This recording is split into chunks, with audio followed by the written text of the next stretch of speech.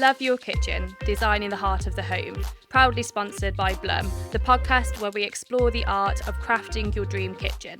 I'm your host, Faye Newman, a freelance kitchen designer with a passion for creating spaces that truly reflect the heart of the home. Hello and welcome to another episode of the Love Your Kitchen podcast. As ever, thank you very much for joining me. So today's episode, I'm going to be talking about 5 crucial factors to consider, or things that you need to essentially get right in order to achieve sort of the best kitchen design for both for your space and also for you as an individual, and how you use that, how you use that room. As we know, kitchens are the heart of the home. It's the hub of any household, which is why a lot of clients that I know that I speak to, and probably, if you're watching or listening at home, you'll be the same as well. It's the thing that you avoid the most from a renovation perspective, because it's the one where, of course, there's the most disruption, there's lots of decisions to make, and of course the investment needed to create a space, that's beautiful, can be quite a bit dependent on sort of, size, specification and things that you're wanting to go for. So I get why it's the room that everybody avoids. Or maybe it might be the room that if you're moving into a new house, you want to get it sorted straight away because you just know it will make you so much happier to know that that space is all sorted, either before you move in or sort of a year from, or a few months on from when you move in. Everybody's different, but usually it's the room that gets left behind until the last possible moment, or until it definitely needs to get changed. So it's so important that, with it being the most used room in the house, it's so important that you achieve the best possible kitchen design for both the space and, of course, for you as well, because we all work differently, we all cook differently. We all use that space differently. There's main factors to consider, but it will be based on everything that you need from that space that will really create an individualised sort of, design for you, which is what we're hoping to achieve from today's episode. So I've got 5 factors to go through from a design perspective of things to consider. So that's from the functionality, material durability, but also, storage options and things like that. These will be quite general, just because, of course, as I mentioned, it's all specific based on your needs. However, I will ask you to answer questions or ask yourself questions to make sure that, you're really getting and thinking about your space as you should for you as an individual. And these are questions that I ask as a freelance designer. I ask my clients all the time. So if you aren't looking to get a designer on board, or maybe if you're working with a particular kitchen designer, or you need a kitchen designer, these are the sort of the questions and things that I want you to ask yourself, and for you to understand to best help them, or best help you create the the kitchen of your dreams. Essentially, that's what we're hoping to get from today's episode. So the first point I want to make is functionality and workflow. So this is by far the most important aspect to consider for any design, especially a multifunctional room like a kitchen.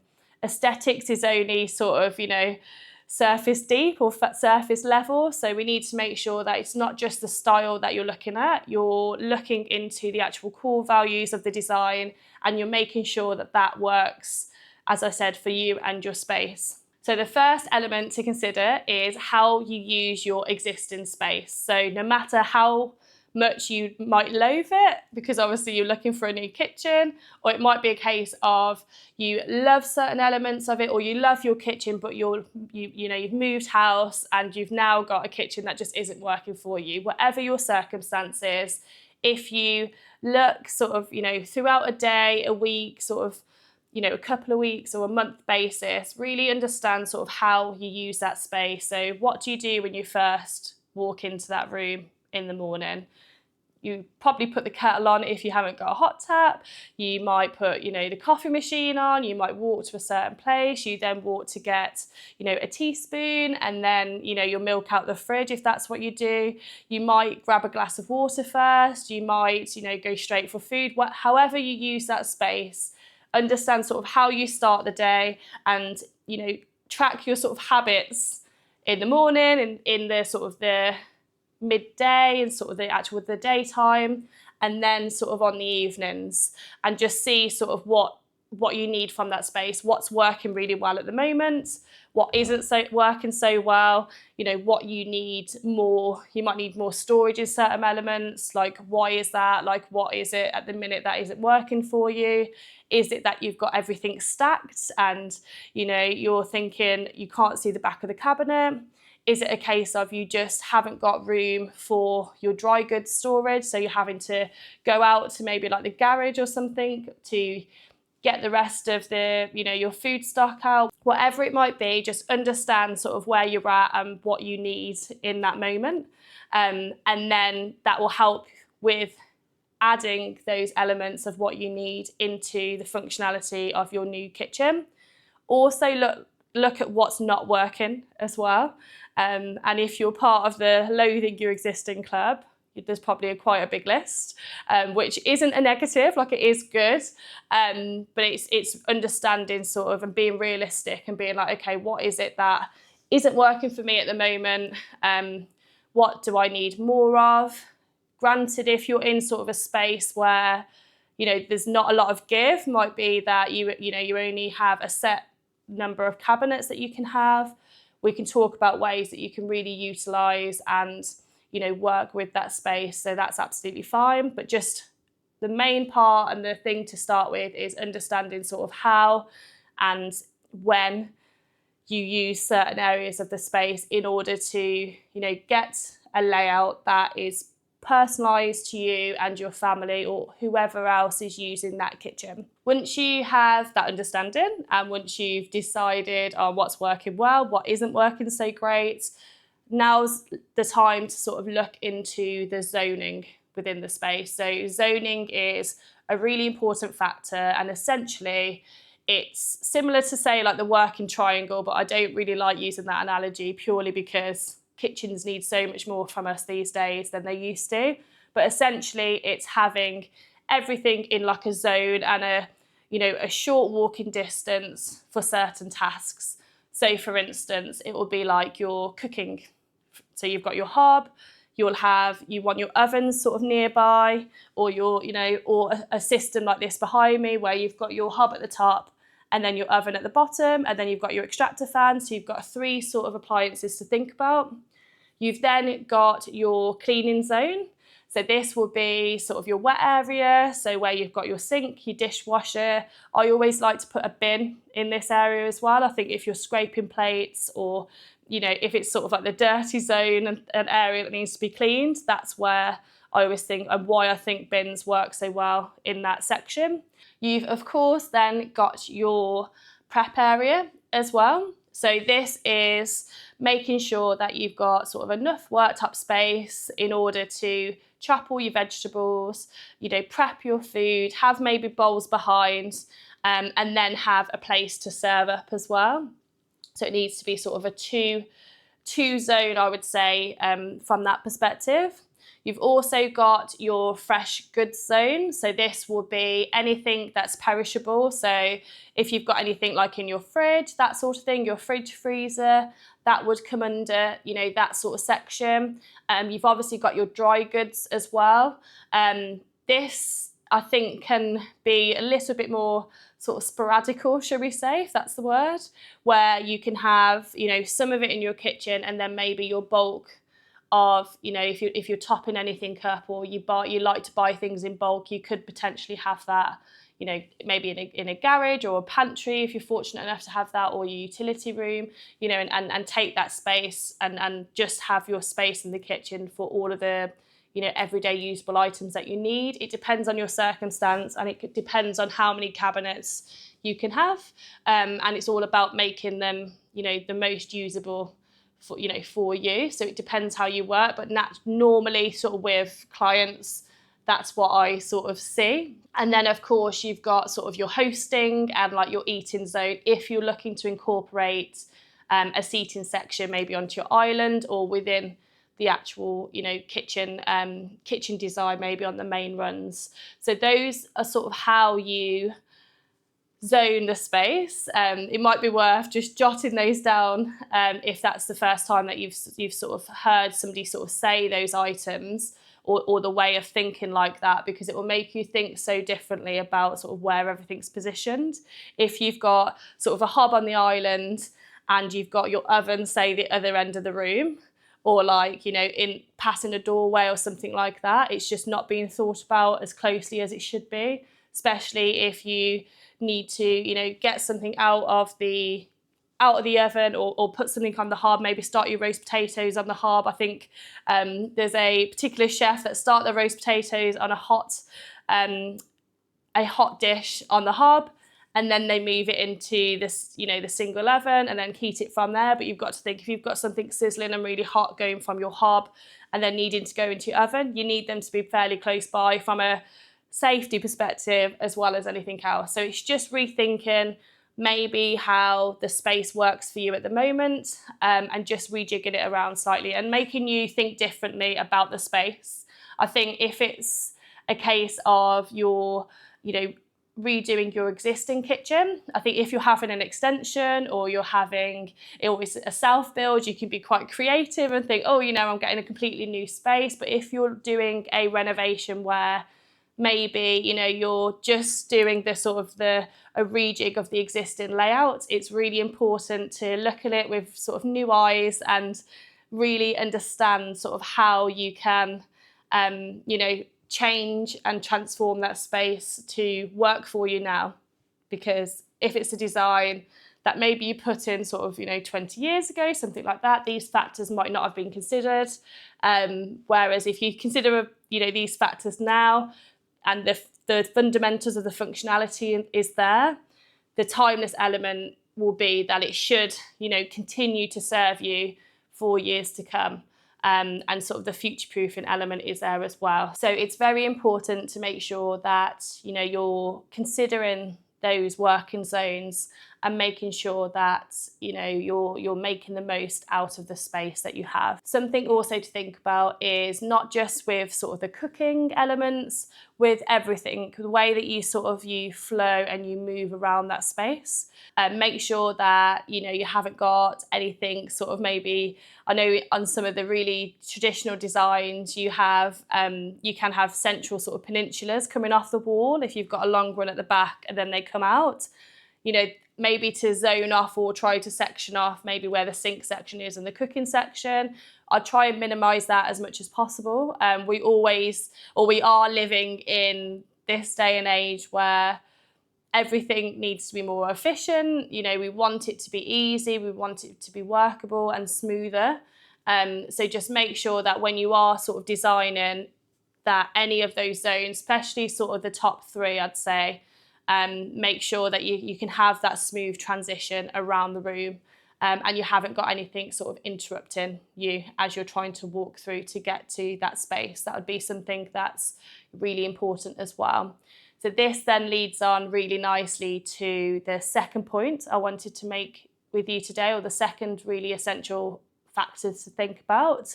It's the layout choice and space planning. So space planning, if you haven't heard of it before, is essentially just looking at that whole room and just really taking into consideration, what you've got to work with. So where I start, or, when I walk into a space, or an existing kitchen with a client and they're talking me through their sort of wish list, I'm sort of logically sort of looking at face value at the space that they have.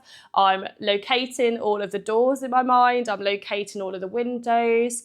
I'm looking for sort of the largest wall space area in order to incorporate, built-in furniture. See how many breaks there are within that wall. So it might be a case of you've got one long wall, you've got maybe a door at the end or a door opposite, and then you've got like a window sort of on that space. You've got room for maybe a return round, or maybe if you're working with a big open planned area, you're looking to sort of have a section at the back, maybe with all your towers, and then you've got a little storage section, then your island is like your main working space. However that looks, that's where, like, this is how I start to think about, you know, how to then start piecing together the best design. So check out and figure out where the most wall space is. Look at how many breaks there are within that wall space. If it's a case of maybe you've got a utility room coming off that wall, adjoining that wall, you could look to potentially incorporate like a secret cupboard, or maybe if it's like a walk-in pantry or something like that, to make it all look lovely and enclosed. If you wanted to add in sort of tool storage to a certain element, but you're sort of thinking, oh, you know, the symmetry is not there, and you want it all to look quite flush, that can work really well. You know, and it will, when you're sort of looking at your space from that perspective, once you've considered having sort of the sizes of your appliances, so knowing that an oven tower is usually 600mm wide, they can be wider depending on which sort of appliance you want to go for. If you're going for a range cooker, they as standard vary from 900mm to 1100. If you're going for a sink, I wouldn't go, if you've got sort of a standard size kitchen or like a good size kitchen, I wouldn't go personally any less than 600mm. I'd try and keep that 600mm, you know, plus. So that's normally 600 to 1200, depending on how big a space you've got. And then obviously you've got your dishwasher, which is 600mm. You might want 2 dishwashers. So then therefore that's 1200mm needed just for dishwashers. So once you've got sort of the area and the wall space and the locations of where those, you know, elements can go, logically you can start to add up, okay, so this is going to be this wide, this can potentially go here, and then it just turns into a big jigsaw, which is how I like to look at it, just to start, you know, popping the elements in of what you want everywhere.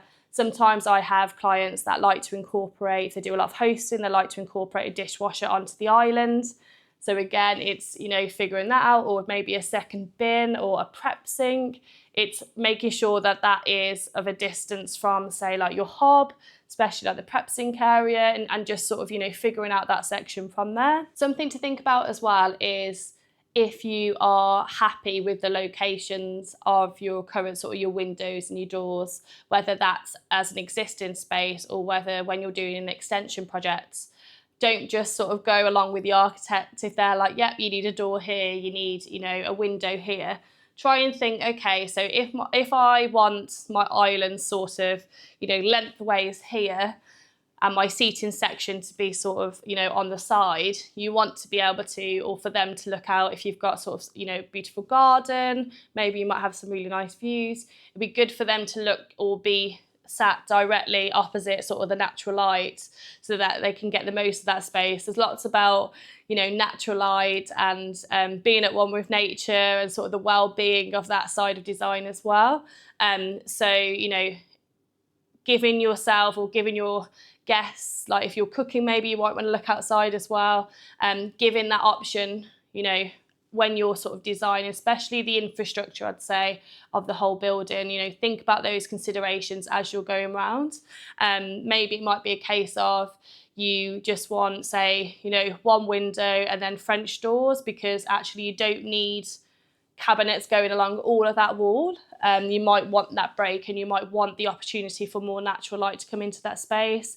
It might be a case of, I mean, I've worked with a client before where literally they had a window. I think they did knock through in the end, just from their kitchen space to their dining room, and they wanted a window, or they had a window already by where their sink is on the one side, and then they've got beautiful big bifold doors at the end. And actually they had a standard size window where the sink was, and we moved that up to almost like a letterbox window because it suited their aesthetic of sort of a seamless, handleless kitchen anyway. But because it was just looking out onto their neighbour's fence, it wasn't really relevant to have, you know, a big window looking out onto something like that, which is why then the eyes as you're walking through is drawn to the beautiful bifold doors and the greenery in their garden at the back. So sort of as you're probably going through your kitchen design process, you know, there's different standard sort of layouts that you can go for, like the U shape, the C shape, the L shape, there's probably a Z shape, there's probably all sorts going on. I personally wouldn't, be too sort of drawn to sort of, stick with one of those. I personally don't follow sort of the norm with that. I would just more look at the space, look at, say if you've got sort of a kitchen dining room, look at how big you want your dining room to fit the amount of, guests or family members that you might have over quite frequently, or it might be a case of it's just from an occasion perspective. Use elements like that and tangible sort of logic to understand how much space and usable space you've got, say for like your built-in furniture the other side, and try not to stress too much about specific, shapes or areas to work on from that. The top 3 zones that I would say would be needed in order for you to start the process, so the zones that I mentioned earlier, I would say is your number 1, your cooking. Number 2 is your cleaning, and number 3 is your prep. I think if you've nailed these 3 as a sort of, a working area, sort of at the one sort of after that, you can walk a little bit more of a distance away in order to, to access and get that, those extra sort of food goods and that sort of thing, and bring all those out in one go. When you are looking at where to position sort of one of these 3 areas, so usually it's looking at appliances first, which is a great place to start. So say if you want your ovens in a certain area, locate where the main entrance is into that room, because naturally you're going to have doors swinging open to you, or they're going to be swinging back into maybe the hallway if that's sort of the route around your home to get into the kitchen. You've got to think about not positioning an oven sort of behind that door, making sure that you are aware sort of where the entrance is and how the traffic coming into your kitchen, so by traffic I mean your lovely family and friends, how they enter the space, and which rooms they might need to go through the kitchen to, say like a utility room for instance. So say if you've just picked the kids up from a football game and they've got all the dirty washing, you've asked them to bring it down. When you're cooking or you're checking, say like if you've got meat in the oven or something like that, it's nice and eye level. But say if you position that right where the entrance is to that kitchen, you're going to have, children running past you. You're going to have to like move in a little bit while you're trying to work within that sort of confined space, in order to then get into the utility room if that's the main flow, I'd say, of that space. So that's something to be consider. If it's a case of you've got a galley kitchen, obviously you can't get around how that house works. It might, and your utility room might have to stay where it is. But if that's the case, like use logical solutions like having the Neff hide and slide oven that goes underneath and into the oven, the actual door, so therefore you've got more space to step forward and get into the oven even if you've got people walking past. So it's understanding how the position of your fixed furniture will recreate sort of the flow and the natural way that somebody moves around that room.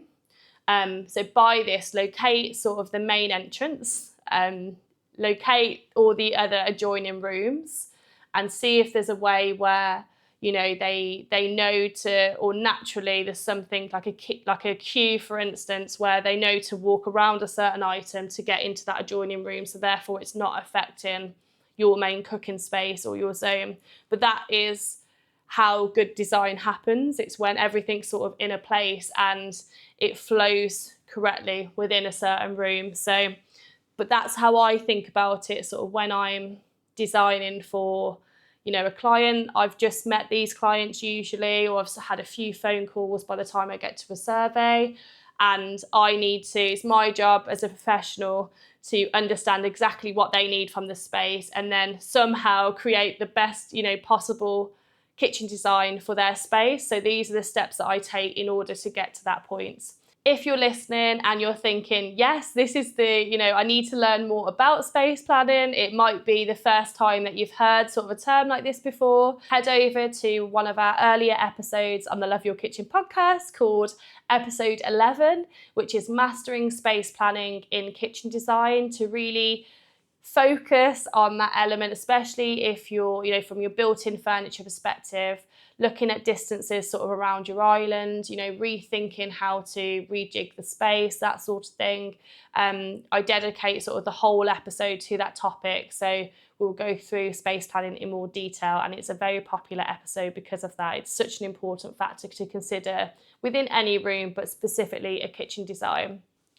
Once you have started to look at the three main zones that I've mentioned, and then at the sort of the broader aspect of it as well, like the other things to consider, now it's time to look more into the dedicated storage options needed within those specific areas. That leads me on to point number 3, which is storage.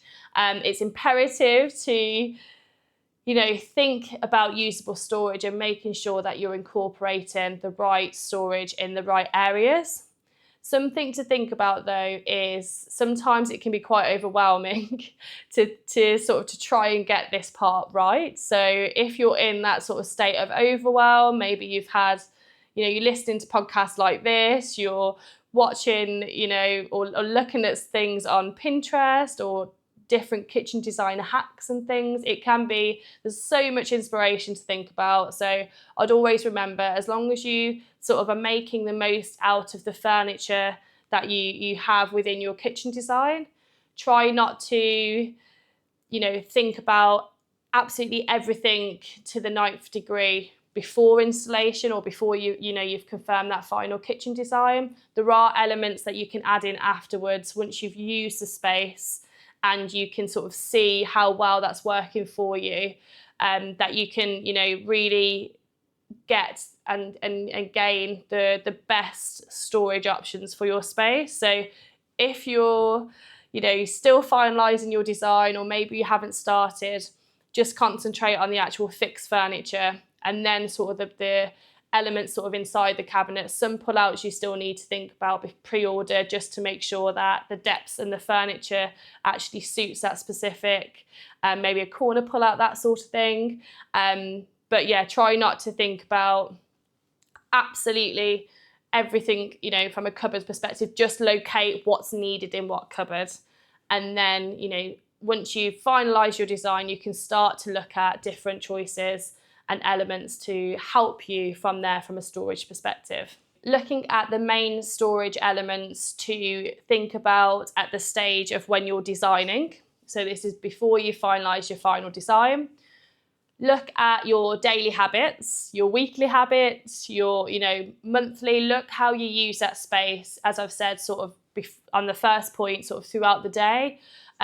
What items you might need maybe on a fortnightly basis, or maybe it might be a case of when you're doing a dinner for friends, you have a certain sort of small appliance that you get out.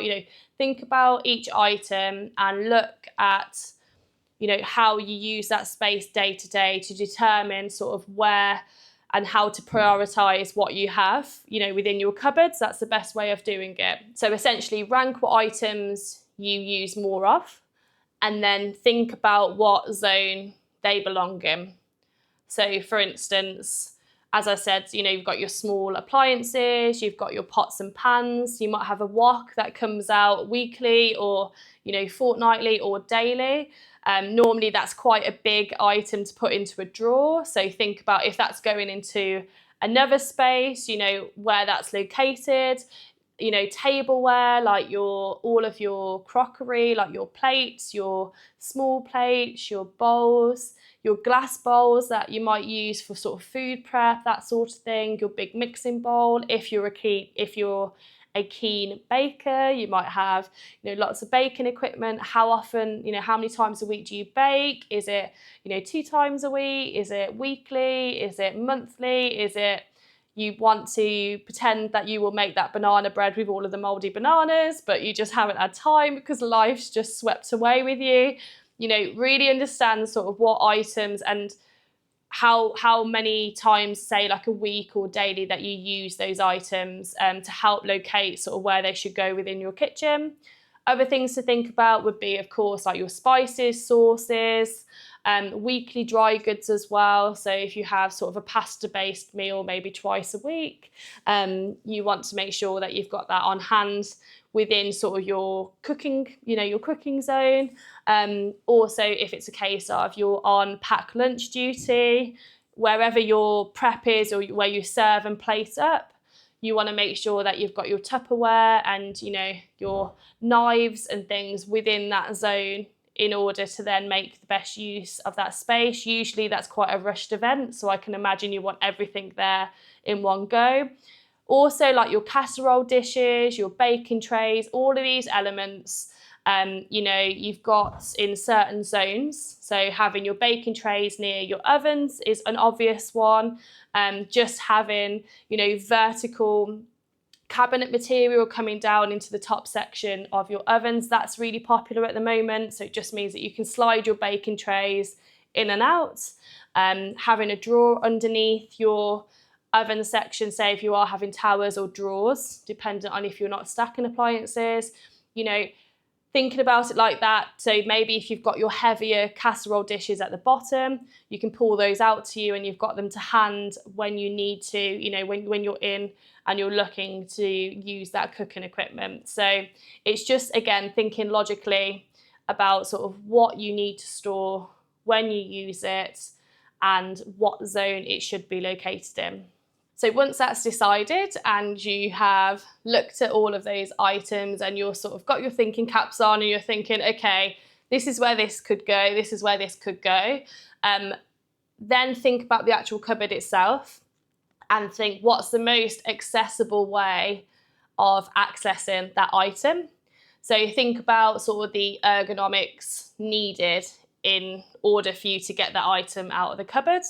So if it's a small appliance, or I say a small appliance, I'm thinking about a mixer. Sometimes they are huge, or an air fryer or something like that. If it's a case of you don't like them out on the side, but you have to get them out each time that you're using it, I'd be mindful and I'd be noting that that's quite a heavy item to keep picking, from maybe underneath, or maybe you're lucky enough to have it eye level and then you have to move it across to like a work surface.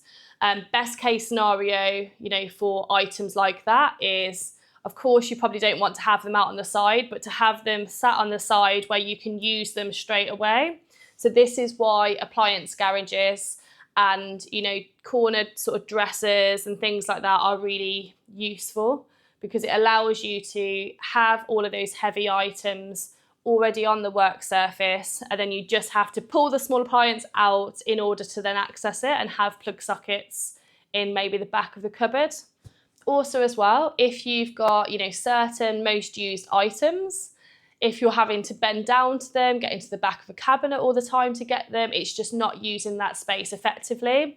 So again, it's almost like a ranking system. Just think about sort of, what you use the most and how you access that. If it's a case of you've got an item that you use quite regularly and it's at the back of a cabinet, naturally that's not the best place for it. You want it to be either at the front, or if you can, have an internal drawer or, external drawers on there so that you can pull out, those items. You can see exactly what you have in the drawer, and then you can, push it back away and you're not having to sort of bend down to the floor to then get at the back. All of these elements will make each cabinet more accessible, and from an ergonomics perspective, it will be better from a time-saving perspective, but also from your body as a whole, like not having to go up and down all the time, not having to lift heavy items. Also for the items as well that you have. Like I know, for instance, because we're in a rental at the moment, we don't have the capacity to have another drawer pack the other side where we have our tableware and things like that. So they're all, they get chipped quite easily because you've got them stacked in one particular cupboard and you're having to sort of lift a few off to get into the bottom of them. If you've got a handful of stuff and you just need to grab a plate, it's really difficult to actually manage that situation, move all those plates, etc. out of the way and get to what you need to out of that without damaging the plates. If you're sort of heavy-handed and things like that, they might fall out on you. So whereas if those are in sort of a pan drawer with a non-slip mat that you can just get from IKEA or, normal sort of, stores where you just cut a non-slip mat to size, they're fairly inexpensive. You could just have all your tableware in a drawer. It's not going to move anywhere. And, it's just easily accessible. It's not going to get damaged as much. So it's just rethinking your strategy with certain things like that. And especially it might be difficult if you have items or you have had items in a certain cupboard for so many years and you're just so used to it being there.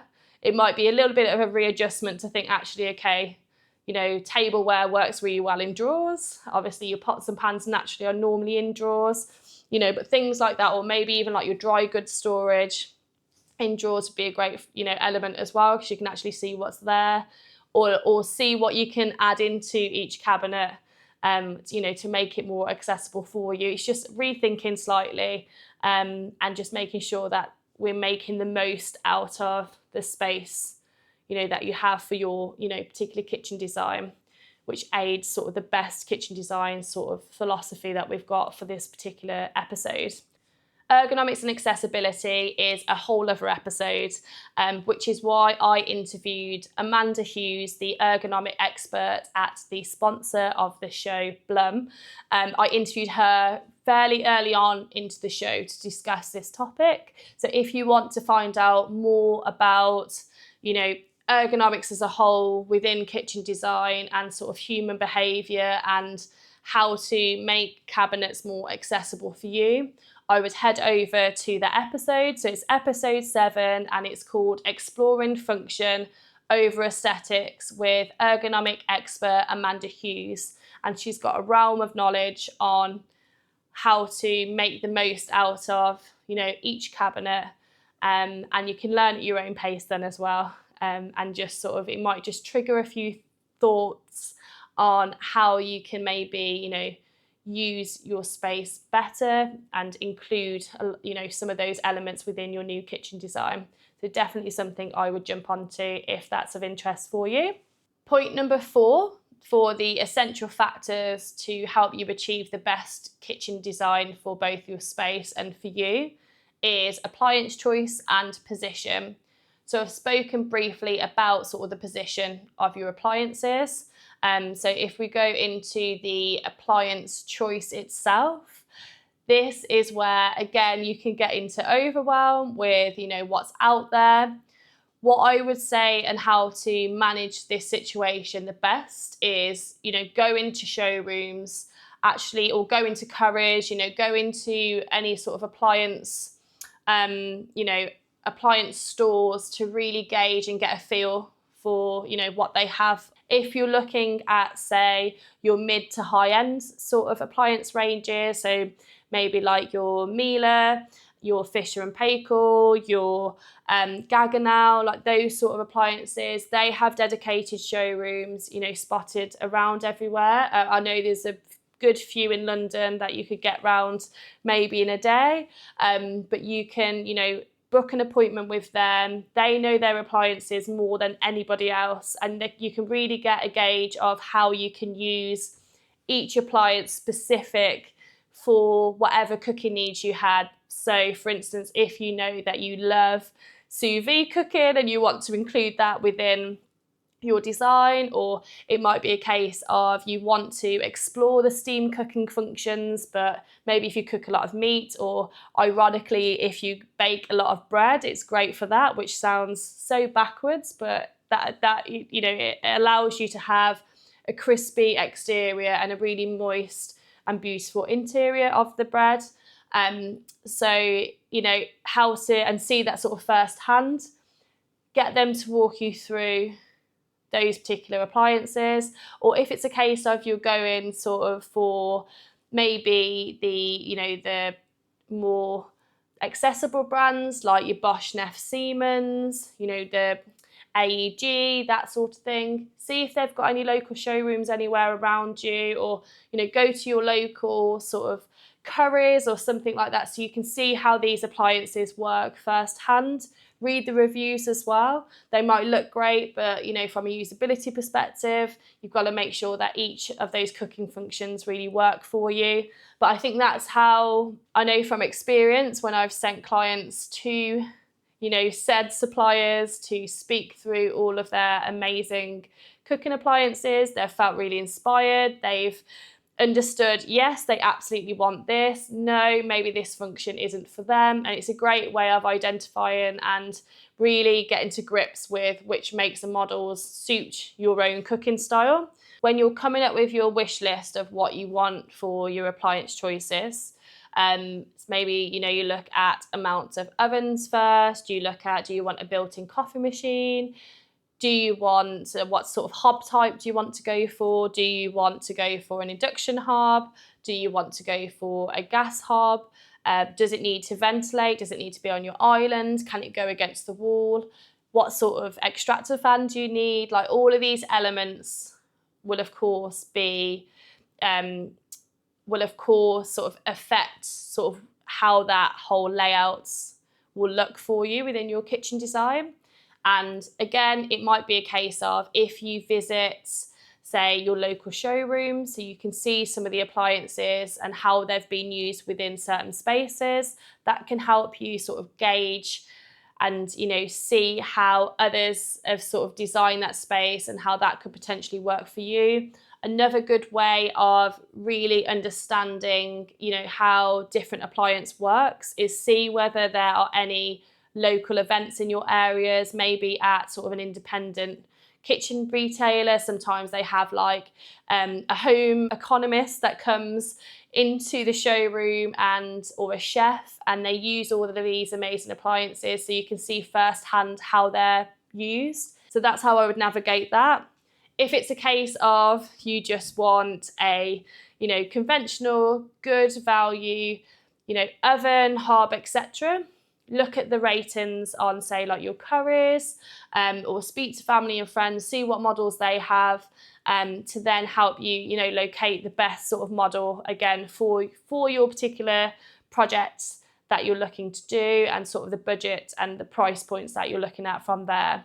But definitely appliance choice is something to consider. And things logically, like things to think about would be, if you've got a big open plan space, make sure that your extractor's quiet when it's on. You don't want somebody watching, maybe Peppa Pig in the corner, and they're just hearing this really, it's like an aeroplane is lifted in your room. You don't want that. Think about your dishwasher as well. If you've got a dishwasher that's quite loud, sometimes that can affect any dogs as well within the space. Naturally, their hearing's animals' hearing's a lot better than ours. They could pick up on those sort of things. So I'd probably say, especially, open plan living, make sure you've got everything as quiet as possible, so that it's less intrusive for the other members of the family, whether they're human or furry.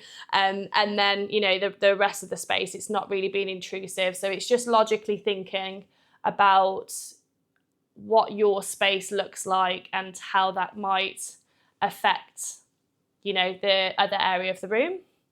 The fifth point to think about, which is an essential factor, is the materials and finishes of, the furniture and sort of the worktops that you're having within your space. So gaining a really good understanding of sort of, what a painted door looks like and how durable it is, how that particular company that you're working with, your furniture supplier, how they prep that door, how they prime it, the finish that they then apply afterwards to that door, what that looks like and how durable that is. Like, if you've got a beautiful, charcoal kitchen like this kitchen that I'm sat in, if you're watching on YouTube, if that's got a really light base primer, as soon as you chip it, you'll see that primer coming through. So it's making sure that you've got, one sample paint. Always make sure that you have a sample paint kit, especially with any painted kitchen, just to sort of, sand down and prep up those little chips and things if needed over time. 2, if you've got a darker kitchen and you're going for like a handless design, look at the fingerprints. So if you're going to see this design within a showroom, see how well it wears, if it's got loads of scratches on it, if it's a case of you've got loads of fingerprints on it, you know, that should ring alarm bells and be like, actually, if that's the case, you know, within the showroom, no matter what the designer or the staff might say when they're there, is going to happen within your kitchen. So just forward thinking, that sort of thing. You can go for obviously your vinyl wrap doors as well. If you've got that near any sort of steam or anything, you know, that's quite hot or wet, so underneath your sink, for instance, over time that can peel. So if you're going for like a shaker door, for instance, make sure they're wrapped, individually wrapped each section. And then you've got your section in the middle, just means that it's a little bit more durable. Some argue that actually a laminate or a sort of a vinyl based door is more durable than, say, like a painted finish, because, you know, the elements of maybe if you've got small children sort of bashing sort of toys everywhere and things that you wish you didn't have in your new kitchen, but sometimes it's everyone's reality. You've got to think about how that will wear, you know, in time. So really understand about not just how that kitchen and those materials look from the off, understand what they will look like in the future and how well they will wear. If we're going back to painted and they have a water-based paint, are you able to just, you know, wipe over the door? So therefore, you know, will that start to wear over time? Things like that, you know, are elements that you can be mindful of. I wouldn't lose too much sleep over it, because things will, you know, wear with you. However well you look after that kitchen, like that will be, you know, how that kitchen is presented, you know, in years to come. But just be mindful that, you know, I've been in situations before when maybe, you know, a client hasn't been aware of, say, like the handler system, or like a painted finish can really show finger marks, like a matte painted finish, and then they've gone handleless, and then it's been a bit of a, oh, you know, we've got to live with that now. So just being, you know, being mindful and being sure that you're happy with all of those elements. Same with your worktop as well.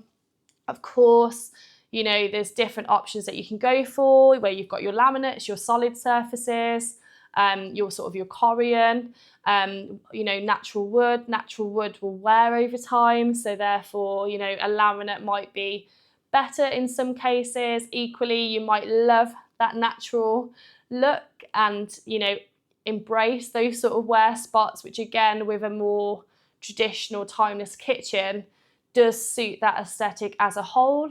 I recently visited a kitchen that had sort of bamboo worktops, and they were like, you know, it's going to be awful, you're going to have wear marks everywhere. And they're 5+ years now for this kitchen, and actually, because they've looked after that kitchen so well, and they've, I think annually, they just, you know, sand it down and then pop some sort of Danish oil over the top.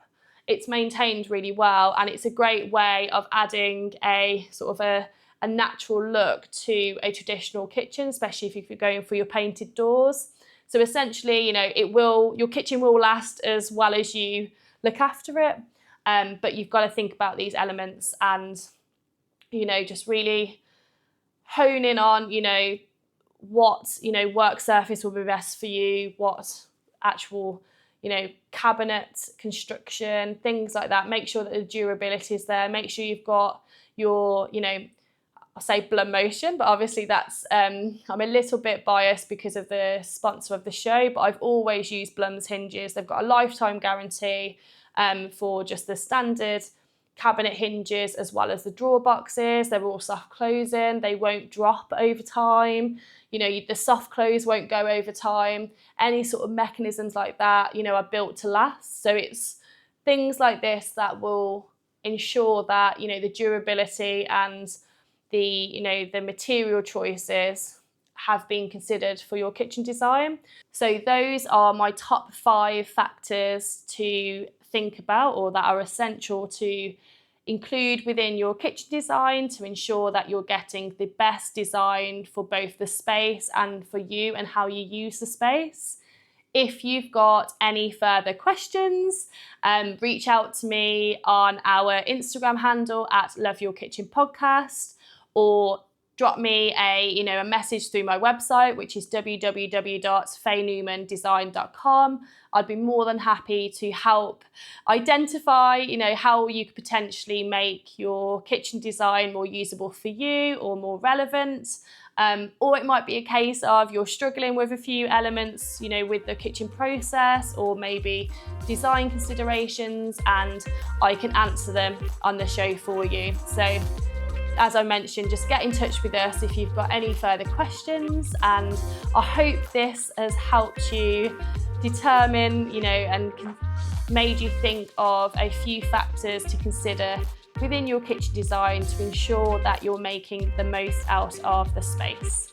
Thank you for taking the time to watch this video today. If you have liked what we have spoken about, why not like and subscribe to this YouTube channel. Also, what you can do is click on the notification bell to keep yourself notified of all the new content to come.